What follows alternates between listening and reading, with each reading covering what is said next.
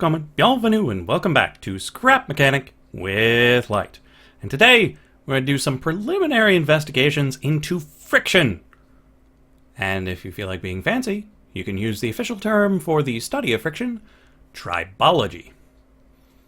A lot of the fundamentals for how it works in the real world were laid down long time ago. Maybe not long, but in the 15th to 18th centuries by two French fellas, Guillaume Amonton and Charles-Augustin de Coulomb. Now, we don't necessarily need those two here, but it's a good frame of reference to see whether or not it works the same way as in the real world. And unfortunately for our good friend Coulomb, we're not going to be working with his third law of static friction today. Because it's not about static friction, it's about kinetic friction. Need to remember that. Coulomb is about kinetic friction. His law says that no matter how fast you're going, the friction remains the same. So long as you stay dry and clean and connected. There are various things that could cause that to go awry, but for the most part, that's what it is. But we're not going to be covering that today. We've got plenty to do just with plain old static friction. Now, the first thing we need to cover is not about friction. It's about geometry and a little bit of physics and a little bit of trig. So if you haven't had trigonometry, don't worry. It's not bad. The first thing we need to know about is vectors. So if we were to send something flying at, say, a 45-degree angle. And we're not worrying about anything dragging it down, so we're not getting a parabolic arc. We're just sending it up at a 45-degree angle. This is just such that you can see it. I know you know what a 45-degree angle looks like. Like so. Whoochoo. Well, this is a vector pointing in that 45-degree angle. You can decompose vectors into other vectors, because this one is similarly made up of this one and this one. If you go to the right 5 and then up 5, you get to the same place. So we have decomposed that vector into two component vectors. This is the way people usually end up doing it. That they've got one going in a direction they don't like, and then turn it into ones that move in a way that they like more. When talking about these two vectors, they are orthogonal. If you move along one, you're not moving along the other. So this diagonal one is not orthogonal to either of the other two. If you move along it by one, oh, you've moved along this one, and you've moved along that one. It's no good. But if you go up, it doesn't affect your position left to right. So if I use the word orthogonal, that's what I mean. Well, this contraption over here uses this property. But instead of taking one going diagonally and turning it into two that are up and down, left and right, it instead takes one that's going straight down, gravity, and decomposes it into two diagonal vectors. So, for example, this guy's going 45 degrees. Great. This is a tilt table. It takes whatever's on it and turns it to the side. Now, gravity is still pointing down. But we don't really care about straight down. We're going to try to follow Amonton's laws of friction. The first of which is that the force of friction is directly proportional to the applied load. What that means is it's proportional to how much is pushing against the surface that you're looking at. So if we had an object on here, gravity is pushing it straight down. But a certain part of the downward force is going against the platform, and another part of it is going diagonally this way along the platform. So along the platform tries to make it slide off. Towards the platform causes friction, which will resist it sliding off. That's why you can use this tilt table to measure the friction in a particular system between two surfaces. So if we take, I don't want stone, I want metal. So let's take just a little metal box, 3 by 3 by 3. Now, we're not going to shove it up to 45 degrees because that's crazy. That would have a coefficient of friction of 1, which is the equivalent of essentially concrete and rubber. So your car on the road, coefficients somewhere around 1 maybe, but asphalt might be designed to get a better coefficient of friction with rubber than that, and there are all sorts of types of rubber. So let's start at 6 degrees. So we tilt it over, and it's not moving. Even though some of the force of gravity is trying to pull it off the platform, the rest of it is going into the platform, which causes friction, which counters out that force with this one. So now is when we get into a little bit of trigonometry, because we want to know how much force is going that way and how much force is going into the platform from the angle of the platform. Now, if we've got the platform at 0, all of the force is going into the platform. We also know that the resulting vectors, just trust me on this one, because of triangles and whatnot, we're going to involve sines and cosines and the force of gravity. So the force of gravity is going down times either the sine of the angle or the cosine of the angle. So right now the angle is 0, and we're very confident that all of the force is going into the platform. So is the cosine of 0 1, or is the sine or the cosine 1? Because we want all of the force of gravity going into the platform. Sine of 0 or cosine of 0? If you haven't studied trig, then you don't know the answer to this, and you got a 50-50 chance. If you have taken trig, well, depending on how well you learned it, you'll either know the answer or you won't. But the cosine of 0 is 1. So the cosine of the angle tells you how much is going into the platform. So the cosine of the angle times the force of gravity into the platform. And then the sine of the angle times gravity is going along. So sine of 0 is 0, so nothing is going along the platform. Then we move it to 6 degrees. We have the cosine of 6 degrees times gravity going into it, and then the sine of 6 degrees going along. How much force do we have due to gravity? Well, it's the weight of this block. So we've got, 3 by 3 by 3, so that's 27 metal, times 5 if you want to measure in wood, times the cosine and times the sine. Well, that seems all right. But that still doesn't give you an answer, now does it? Because what we want is the coefficient of friction. We want to know how big of a force we need to push this guy with to counteract the friction due to this force. So we need the proportion of this sine to that cosine. So we've got the force of gravity times the sine of your angle divided by the force of gravity on this object times the cosine of your angle. Well, sine over cosine is tangent. That's right, tangent. So we take the tangent of this angle and it gives us our coefficient of friction.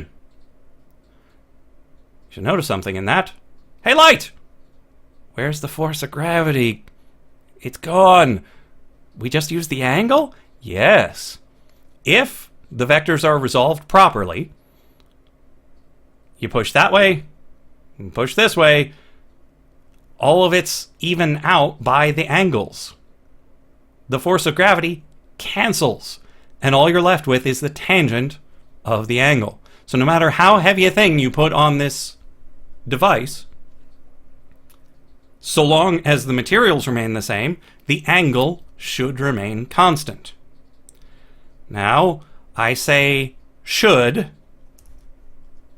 we should probably test that. Because it might not be that the angles, like, it might not be that this game accurately decomposes the vectors into their components and applies the friction due to the component leading into the platform. We have no proof that that's actually how it's going to work, because this game isn't reality. You might end up with something different. So we're going to slowly add... Okay, so we got up to 9 that time. So what we do is we slowly add angle to the platform until the object starts moving. Now, I have done some testing with this, but I wasn't recording it at the time, so the results may vary. And I didn't necessarily get completely consistent results even in the testing when not recording. So what we're going to get here is just a general feel for how the friction works, or doesn't, depending, and how well this tilt table follows the rules that we would expect from the real world. Now we've gotten to 9 again, and it didn't start moving. Now we get to 10. And 11. So as you can see, our first test was a little anomalous. It might have jostled it a little too much and led it into kinetic friction.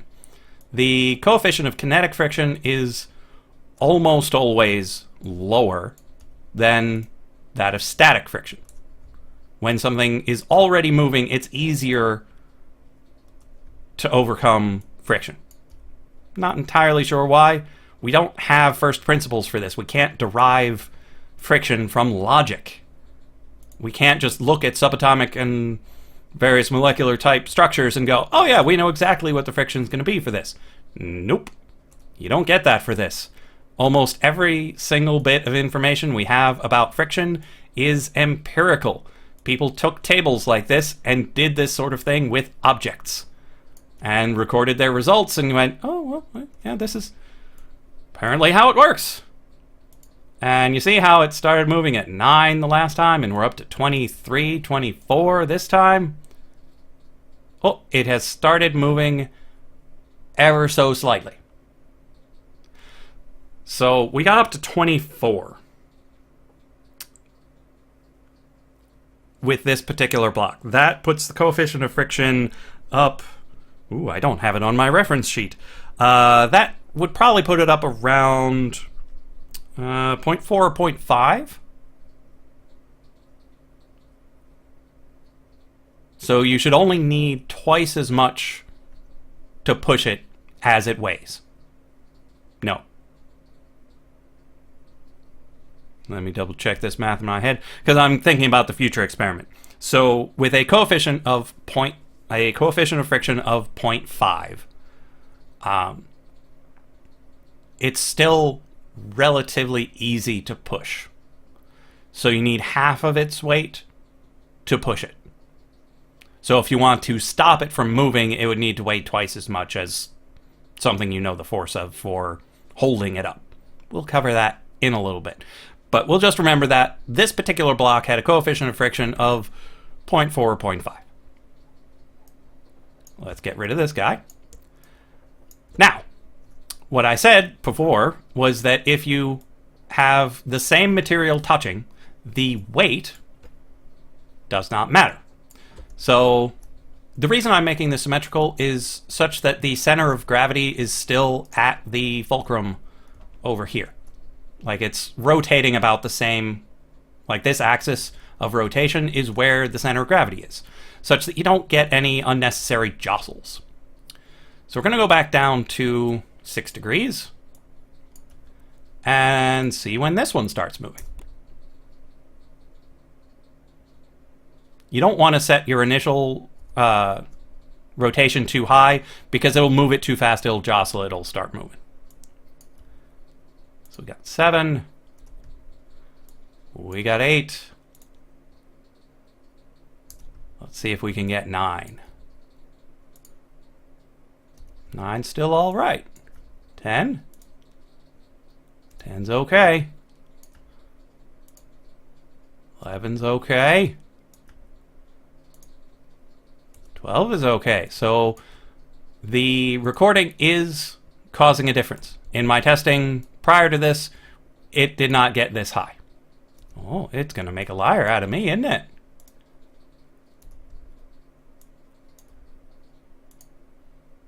Yeah, so this is evidently affected by your frame rate. Because in my previous testing, it never got above 12. Oh, is it starting to move? Yeah, it's moving a little. So if we do one more... Yeah, now it's definitely moving. So we are at exactly 20, which is what the other block did in my testing, and that's 0.36. So, yeah, there's some inconsistency due to external computer factors, so that'll make testing this even more sketchy. But what we've found is that this does not follow Amonton's first law.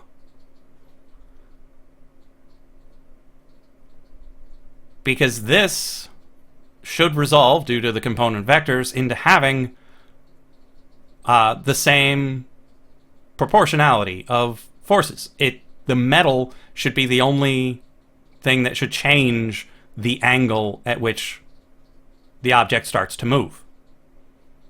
But we got metal on metal. It's a different weight, but it's still metal on metal. So, either we've got a problem with the friction, or we've got a problem with the application of friction due to angles. So let's move on to Amonton's second law, and that is that the amount of surface in contact does not affect the amount of friction. You heard me right. It doesn't matter how much is touching. It should have the same amount of friction so long as it has the same amount of force applied to the surface. So we're going to make something that weighs exactly the same as that 3x3x3 block.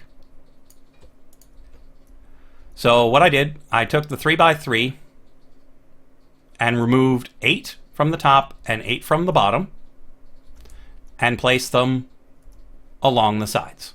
So it weighs exactly the same as the block, but it only has one block in contact. So we'll go back down to 6 again. And we'll see how much this one is affected by frame rate. And it kind of seems like I should be doing this testing while recording.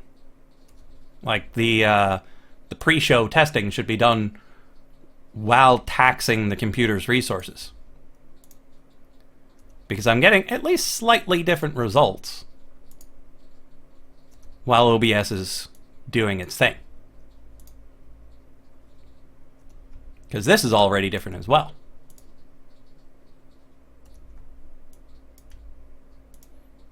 Because in my testing prior to this, it started moving at 9.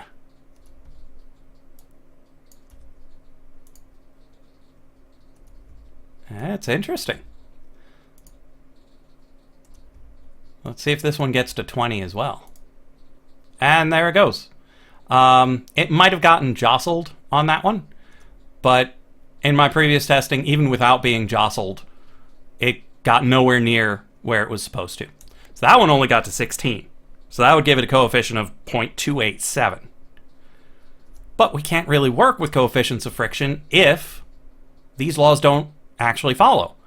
Because the coefficient of friction doesn't take into account the amount of surface area that's touching, because that doesn't matter in reality. So if we want to make a coherent system that does take into account the surface area, we're going to need a totally different concept, because the coefficient of friction will no longer work. We'll need something with different units that actually takes the square blockage into account. So using what we saw here, let's try a different experiment. Because when things go a little funny, you can just try some other way of measuring it. Because over here, we've got something that measures friction. And it does it in a very direct way that would be more akin to what you would probably expect the experiment to be. You've got some weight, you've got some push, you've got some push back. So if we push this button, this shoves that over with a great deal of force, and then lets go of it, and then this spring is supposed to push back, but springs are a little flighty. And it is pushing it back ever so slowly. Let's reset the machine and give it another try, because it seemed to go a little wonky there. So we'll just put a little thing just to get the thing warmed up. Because we know how much thrust or how much force you get from a spring.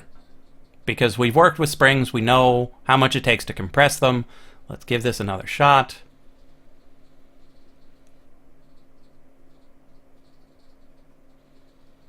Okay, so that is what is supposed to happen. You push it, and it pushes it back. Brilliant.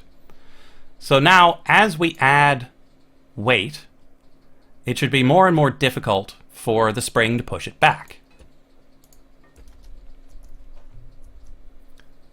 Now, unfortunately, it's also partially due to how much surface area we have in contact.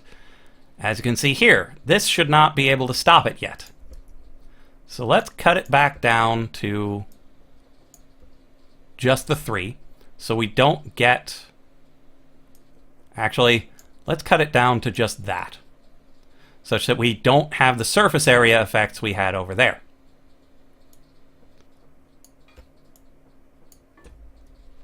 So let's do our very best to not tip this thing over.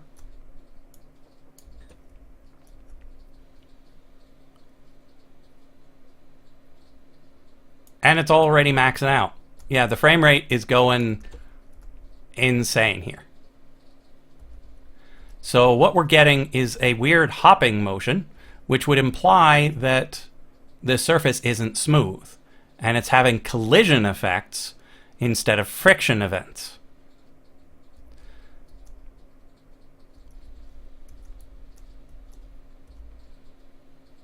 Yeah, because it shouldn't already be failing at this. When I was playing with it before, you could get it up about this high before it even started having any trouble. So let's put another layer on. Maybe it'll smooth out the motion. We'll see. And there's a pause at the end of the cycle over here, because we want it to be completely stopped before it tries to move again. We want to test the static friction, not the kinetic. So it's still moving. We've got 2 layers on here. So that would be 45 metal. That would, if this were unable to push it, that would be a coefficient of friction of 1.2. That's, well, my numbers are without the 3 at the bottom.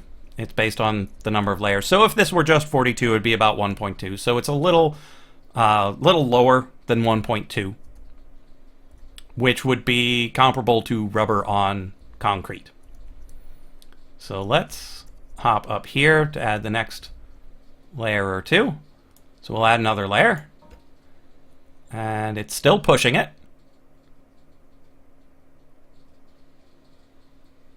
Yes, still pushing it. So we made it into 0.8, so we're past rubber versus concrete. We'll add another layer. Still pushing it. What we're watching for is the white to appear between the wood and the metal. So long as the white appears, it's producing enough force to overcome the friction. Now, this is another thing we're going to have to test, because we are kind of assuming that force works the same way in this game as it does in reality, where you don't get motion if you don't have enough force to counterbalance the other forces. So let's keep adding things and see when we can make it stop. So we've got 1, 2, 3, 4 layers. So that would put us at 84, 87. So that puts us around the level of aluminum on steel. So if this were aluminum on steel, probably steel on steel as well. Maybe not. Steel on steel might be smoother. But I know aluminum tends to be a reference material for him in this game. If this were that, it would not be able to push it. It would have maxed out the friction versus the strength of that spring, and we'd get no motion whatsoever. So we add another layer. Still moving. Add another layer. Still moving. Let's double check the movement. Yep, still moving. So that puts us at 126, which puts us around 0.4. Need to move myself back. 147. 168. Puts us at about 0.3. Do we still have movement? We still have movement. It's slow, but it's moving. So, 189. Movement. 210. We've got 10 layers. Still moving. Let's double check our layer count. 1, 2, 3, 4, 5, 6, 7, 8, 9, 10 layers. It looked like it could barely handle 1, and it's still pushing 10. Ever so slightly. But any movement is an imbalance in force if we're going by any sort of real-world standards. So, let's add 2 more layers to get to 0.2. Yep, still moving. That's the second layer. If it moves, we're at 0.2. And it moves. We're at 0.2. For reference, at 0.2, it would have failed between 11 and 12 on the tilt table. Let's add another layer. Puts us at 273, which is 0.188. Another one. Still moving. Whoop, fell. So that was 0.188. Go for 174. Pretty soon we're going to run out of stairs, game. Yeah. So we've still got movement.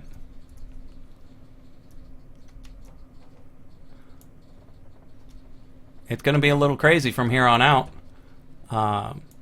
So let's add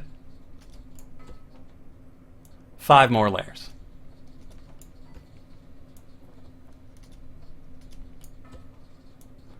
And if it stops moving, we can start removing.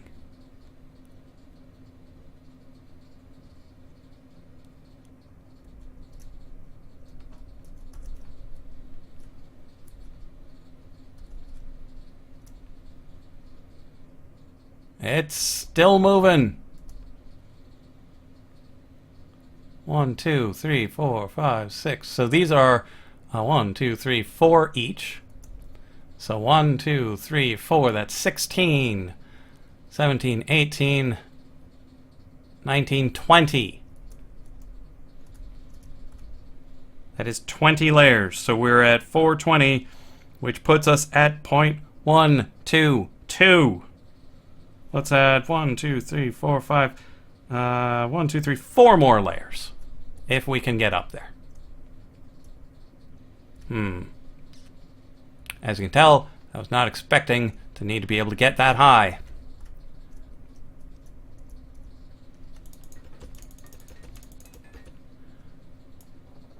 One, 2,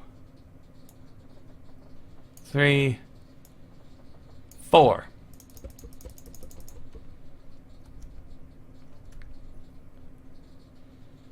And we still have movement. It's slight, but it's movement. You got to see that move right there when it pushes it back. So, at 24 levels added on, we're down to 0.1 for the coefficient of friction. 0.1 is on the level of ice and Teflon. So, if the normal laws of friction were in play, everything is just going insane. Because over there, we had a coefficient of friction up around 0.4, which is perfectly ordinary. That's what you would expect. Over here, 0.1. That's no good at all. There's something clearly wrong with the small amounts of force applied on objects with friction. It's just no good. This should not be able to be pushed by that spring. There's just no way. But let's turn that guy off and come over here for a similar experiment, but with tires on the world. So if we just start this going, it pushes as per usual. Just nice push, and then we wait, and it pushes right back. Because it should. Small wheels only weigh 35 wood, and then we've got an additional 15 wood holding it all together. So this little cart here weighs 155. Which means if it had a coefficient of friction of 1 or higher, like it should. I didn't show you the tilt test on that one. Yeah, let's do that. Get out of here. So if we do a tilt test over here, yeah, that should be good enough. 2, 3. 1, 2, 3. So we grab ourselves big old thing such that its center of gravity is in the appropriate place. Remove those. This we can get to about 22 without worrying about jolting it.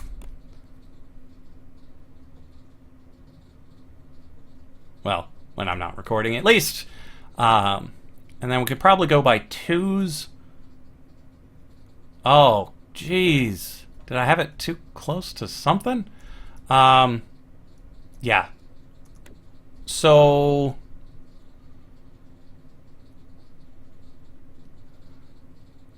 in all of the non-recording tilt tests, this guy got up to 45, no problem.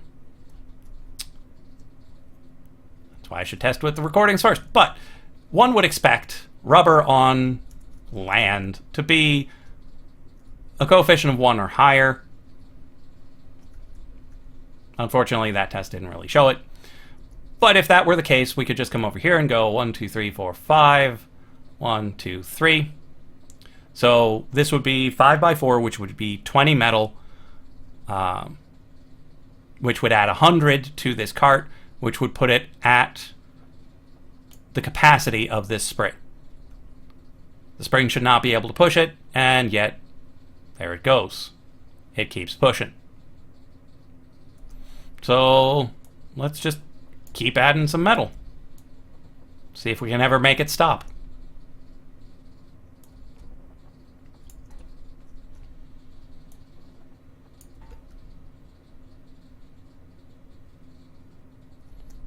Okay, so that's quite a bit of metal there. That's 9 by 4 by 3. So 9 by 12 is about, what, 108? So that's 540 more weight on top of this thing. Still able to push it. Let's add some more.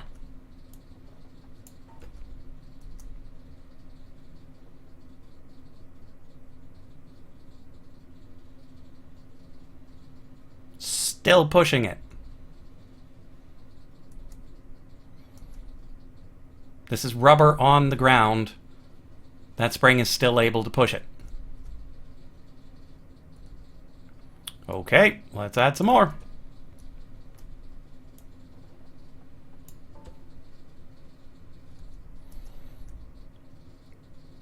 Let's see what we got now. Still pushing it like a champ.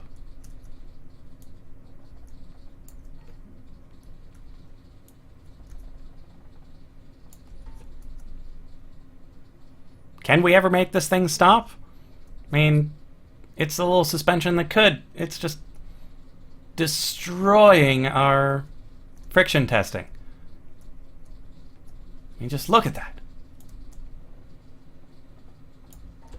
It's almost as though the weight doesn't really matter.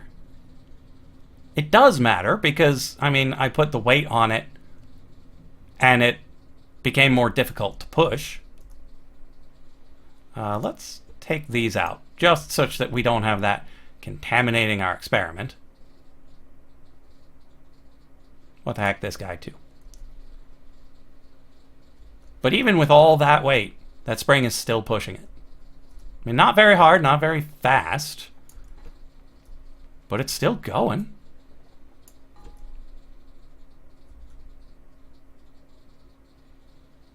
Yep, still pushing it. All that weight. 10 plus 3, that's 13 layers of 9x4. So 36 times 13. Yikes. So that's our old 108 plus 360? Yeah, so 468 metal. And it's still pushing it. It's still able to counteract this weight, causing friction. So it appears that there is a, I don't know if I want to say soft cap or hard cap, but there is a cap on how much the weight appears to be able to counteract the motion by implementing friction.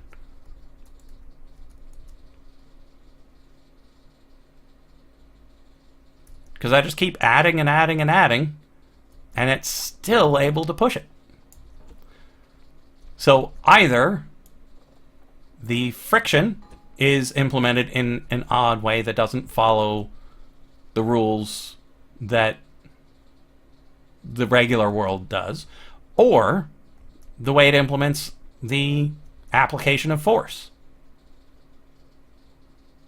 Oh, did we stop it? Let's watch one more cycle and see if we manage to stop it. Nope. We almost stopped it, but it's probably just as almost as it's always been.